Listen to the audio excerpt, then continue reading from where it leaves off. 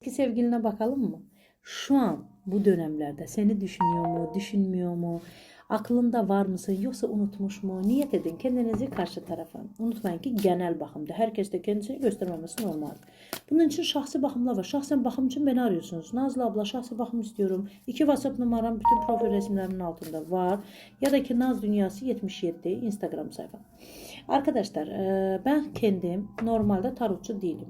Tarotçu sadece tarota bakanlar. Ben büyücüyüm ve yaşam koçuyum. Bununla beraber Naz Dünyası 77 danışmanlığın sahibiyim ve Hristiyan büyücüsüyüm. Yahudi, Rus, Şaman, Gürcü, benim esas işlerim şaman büyüləri yapmaqdır, Gürcü büyüləri yapmaqdır.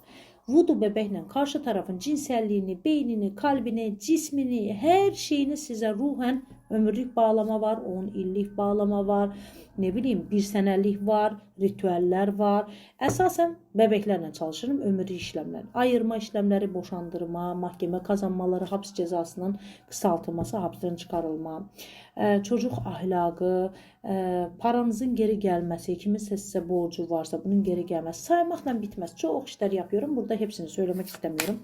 İletişime geçebilirsiniz. 2 WhatsApp numaram aktiftir. Geçelim bakalım. Senin ex partnerin şu an senin hakkında ne düşünür? Düşünüyor. Ayna çıktı. Senin hakkında düşünüyor. Biz onunla evli olabilirdik. Ama evlenemedik. Demek ki bu düşüncelerdedir. Evet, sen boşanmamıştın. O zamanlarda sen boşanmamışsın. Ona göre de seninle evlenememiş. İşte buna yanıyor. Evet. Ama diyor ki belki de biraz daha çalışabilseydim bu ilişkinin üstünde. Belki de iyi şeyler. Çok pişmandır biliyor musun? Çok pişmandır ayrıldığınıza. Evet. Ne kadar ki sen düşünün. Ümumiyyətlə ben size böyle diyeyim. Eğer bir kadın bir erkeği düşünüyorsa ya da erkek kadını düşünüyorsa anında siz de onu düşünüyorsunuz. Emin olun ki bu telepatik bir bağ kurmaktır. Eğer evlenseydiniz çocuklarınız olurdu, emin olun. Sakin bir yuvanız olurdu. Ama ne yazık ki evlenmemişsiniz. Yeniden gelme ihtimali var mı? İhtimal var ama şimdi değil. Belki bir seneye. Bir sene, 7 ay ya da 8 ay böyle. Yeniden başlama ihtimali var. Bu da yaza doğrudur. Bir sene sonra ya 9 ay sonra ya da ki yaza doğru. Geç kalınmamıştır. İlişki onun hayatında şu an hiç kimse yoktur. Kadını yoktur. Evli de değil. Öyle görüyorum. Ama emin olun ki bu ilişkini toparlayabilseniz çok mutlu olabilirsiniz.